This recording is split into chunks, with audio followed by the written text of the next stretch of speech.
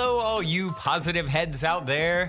Thanks for tuning your beautiful brainwaves into another episode of the Positive Head Podcast, where we are firmly convinced that creating success and happiness is rooted in understanding the ultimate nature of reality, and the fact that as human beings, we are all immensely powerful fractals of the one and only source consciousness which creates and animates all things. After years of exploring this awe-inspiring truth on this podcast, I'm super excited to announce that we are now going even deeper down the rabbit hole on the new late-night style consciousness-elevating talk show called Optimistic, which features none other than you, the listeners.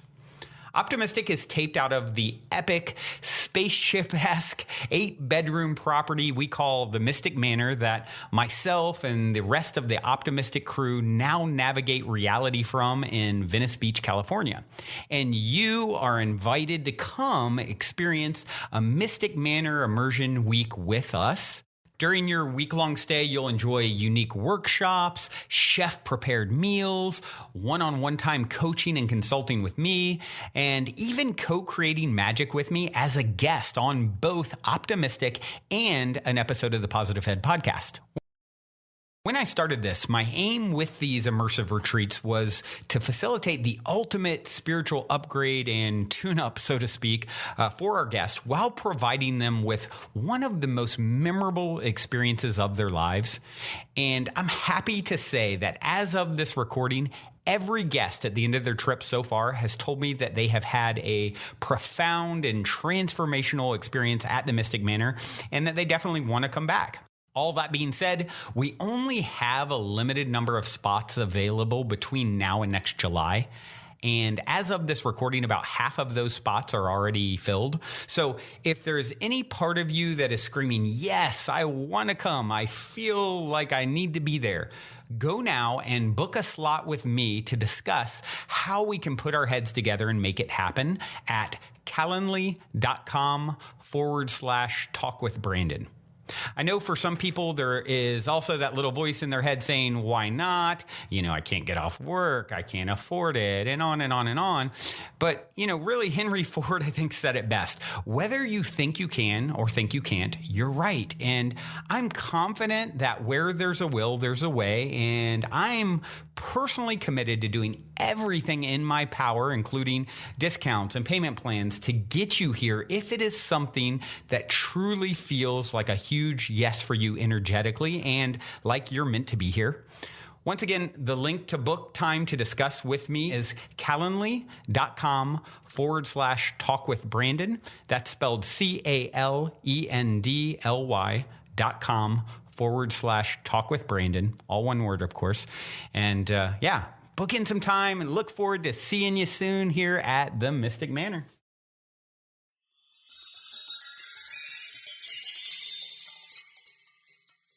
Hello, all you positive heads out there. It's Samantha Lotus again, and I just wanted to tell you how much I appreciate you. It's been a lot of fun over the past few weeks getting to co-host, and I wanted to share my intention with you. My intention is to show up as authentically, vulnerably, honestly, and real as possible. I have seen for years how much damage is done to people when they hold in their truth, when they close off from sharing their thoughts and opinions and their voice. We are in an epidemic of people who have hypothyroidism, who have challenges speaking up for themselves and being honest with their thoughts and feelings because, it hasn't been safe. We have lived and we live in a society where we don't really make it safe for each other to share how we feel. We're so quick to judge and condemn and shoot each other down and tear each other apart. And this is just contributing to the pain and the war programmings. Now, one of the intentions with Positive Head is to raise consciousness, to bring together the unity consciousness, remembering that we are all one. We are different reflections and vantage points of oneness. However, we are all one. And so when we can create more spaces for compassionate sharing and exploration and holding space for one another's thoughts and opinions, wow, we can really co-create a beautiful, cohesive, and coherent world. So with that being said, I wanted to respond to one of the comments in the Facebook group that was left by Shannon Culver. And she says, learn to be honest with people in your life. If you feel you need to be dishonest and hide parts of your life from someone, either that's not someone for you or you aren't someone for them. Something that's been on my mind. Living with honesty and integrity paves a smoother road to happiness. Now, this is so important. Really learning and practicing being honest with people is so important and it's so liberating. And there are different ways to do that. There are many, many different ways to say one thing. So the approach that I take is, if I'm upset or if I feel triggered or if I feel a resentment or if I feel that the person is completely out of alignment, the way that I used to approach the situation would be to blame them, to shame them, to judge them, to share with them how triggered I am and how wrong they are and all of the things. And what I recognized was that the result I was getting was further separation, more war, more drama, less connection, more pain, and it just didn't feel good and it didn't really work. Yes, I got to express myself and nothing changed. They couldn't really hurt me and it just started a fight. So the more conscious way and the more effective way, in my opinion, is to learn to share your opinions and your beliefs and your thoughts with love and compassion. So even if somebody does something that you feel is totally awful, totally out of integrity, totally wrong, you can still approach them with love and compassion. For example, say your sister speaks to you continuously rudely, always blows you off, is really challenging to talk to and to be around. Now you can blow it up in their face and tell them, hey, Susie, you're a real witch to be around. You're always late. You always blow me off. I hate how you do this. Da, da, da, da, da, da, da, da, da, da. Well, how is she going to take it? She's going to go directly into defense. It's not going to feel good. And she's going to attack you because that's how humans are. When they feel attacked, they attack oftentimes, unless they've mastered this. So the way that you could approach the situation is to say, hey, I just wanted to bring this to your attention because I love you and I care about you and I care about our relationship. And so I'm wondering, are you open to hear what I have to say? I have some feedback that I'd like to share with you. Okay. If they say yes, well, then you can continue by saying, so I wanted to share with you that when you don't show up or when you blow off plans or when you speak to me in that tone, I feel hurt. I feel like you don't care about me. I feel like our relationship isn't important. I feel like it's really hard for me to talk to you, and that leaves me feeling hopeless and helpless. And my intention is sharing this with you because I care and because I want a relationship with you. And I'm wondering, is that something that you want too? So that way, it's a completely different way of approaching it. It's approaching it with love and compassion. It's asking the person if they're open to hearing your feedback. It's then positioning it in a way where you are owning your own feelings, not blaming them. You did this, saying, I feel this way when you do that. And then opening an opportunity to heal together by asking, is this something that you want to work on? Is this something that matters to you too? So it's not about stuffing down your feelings. And then in the inverse, it's also not about attacking and sharing your honesty with daggers, but it's really about finding a compassionate, nonviolent, effective way to get across your message so that you end up with a win-win situation. There's this saying I have, and it's win-win or no deal. Win-win or no deal. Because if I attack my sister and share with her all the things that she does to piss me off, yeah, maybe I win in the moment. I get to express myself. But does that really feel good? Like, am I left with feeling good? Not really. And if I am, well, is she left with feeling good? Not really. So that's maybe a win-lose or a lose-lose. And that's just allowing the anger and emotions to get the better of us both. And if I can bring it forth with compassion and love and integrity in the way that I speak from a heart-filled place, from a place of love, moving from a place of love, acting from a place of love. And then we have an opportunity to both be seen and heard and expressed and heal. That is a win-win. And so this is very relevant right now in the holiday time, when we're connecting with family, the people who trigger us the most, oftentimes the people who we are here to do karmic work with. We specifically choose our families, in my opinion. I believe that our souls choose the families that we have because those are the people that are perfect to teach us the lessons that our souls needed, that our souls wanted to grow and evolve and ascend. And so I see that there's no coincidence that I have the exact mother that I have, and that I have the exact father that I have, and that I have a brother where we triggered the crap out of each other and are exact opposites. Because I got to learn the most from my family. I believe that Earth is like training school for the soul. And so when we see it that way, like, oh, why is this person triggering me? How are they a reflection of me? How are they showing something to me about myself that I haven't been willing to look at? How are they a mirror for me? And how is this an opportunity? How is this an opportunity for me to go into deeper states of consciousness and introspection with myself? And it's such a beautiful thing to grow and to heal. So really looking around and seeing, where are my mirrors? Where are my triggers?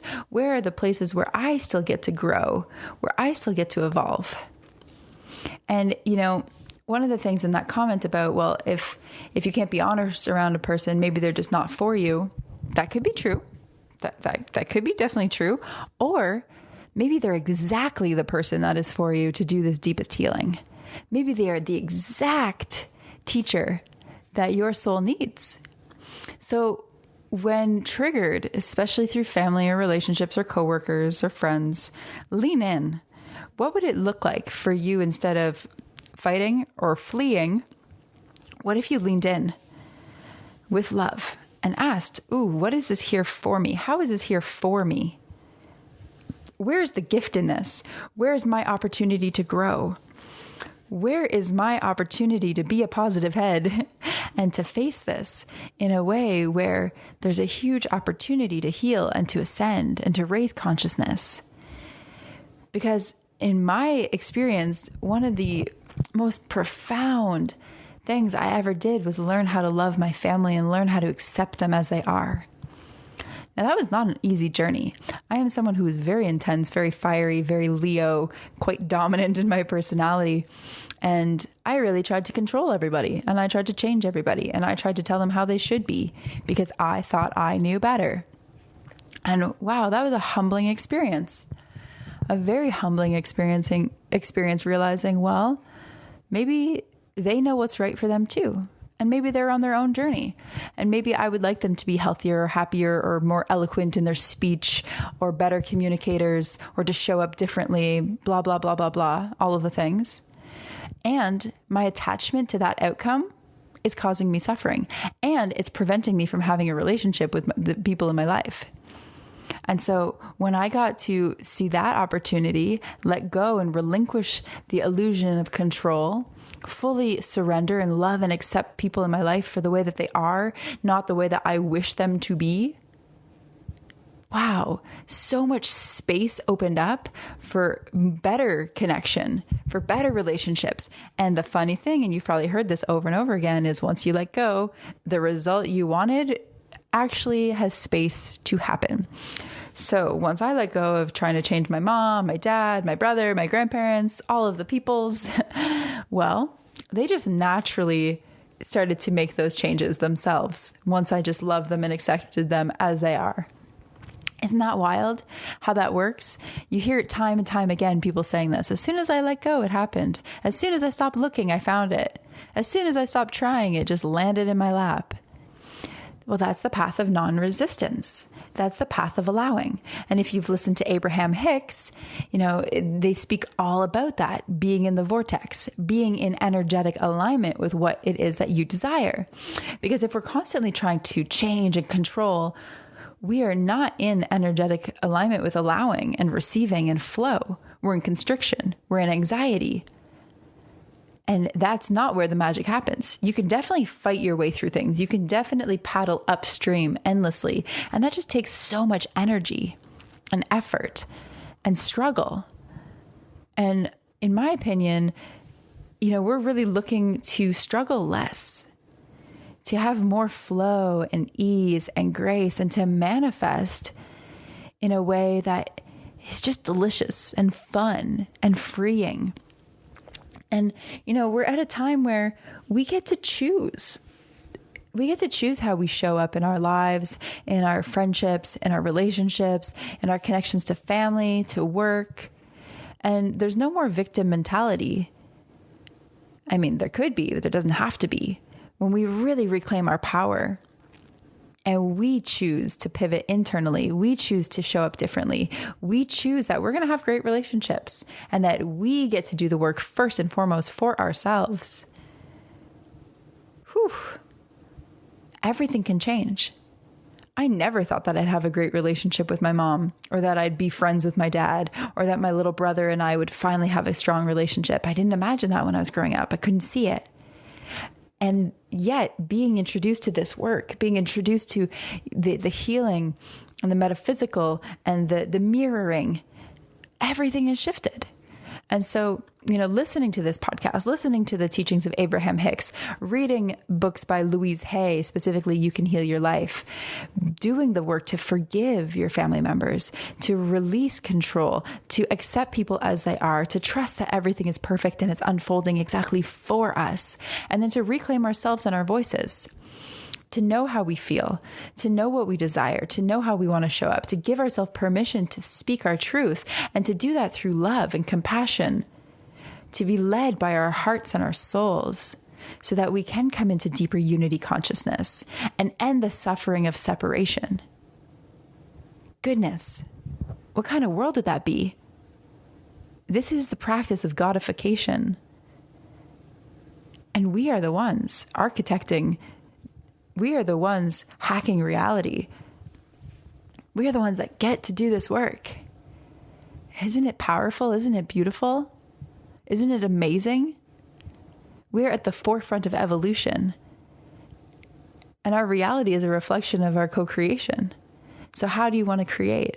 How do you want to play? How do you want to show up? I invite you to take a few minutes to write it out, to journal your thoughts on what this conversation stimulated within you. Do you agree? Do you disagree?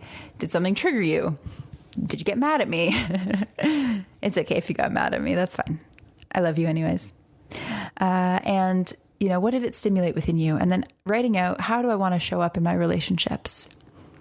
And specifically, the one with yourself, the most important relationship you have.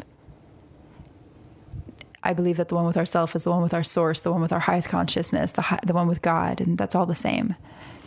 So how do you want to show up in those relationships? And can you choose to be honest, authentic, raw, real, vulnerable, loving, conscious, accepting, surrendered? I invite you to explore that, to try it on, to see how it feels. And if you love it, to share it with a friend, because we get to shift the way that we connect. We have a really beautiful opportunity here together. And so from the top to the bottom to every little ounce of my heart, thank you so much for being here, for being a part of this conversation, for writing out your questions and reflections in the Facebook group. I really love you and appreciate you. And if there's anything specifically that you'd like for me to speak to, or any questions you have specifically for me, please reach out. You can find me on Facebook at facebook.com/Samantha Lotus page. You can find me on Instagram at Samantha_Lotus. Connect with me on my website, www.samanthalotus.com. And you can come to the Mystic Manor and hang out. If you're listening to this on time for New Year's, we do have a New Year's party. So check out our Instagram at We Are Optimistic. And we would just love, love, love to connect with you in person or, via the interweb. Love you so much and wishing you a very happy holiday season. Mwah. And if you're feeling the call to come for a week retreat style Mystic Manor immersion, remember to go now and book your time to speak with me directly about stepping into the optimistic vortex at calendly.com/talk with Brandon while there are still spots left. Otherwise, I look forward to co-creating magic with you at the Mystic Manor.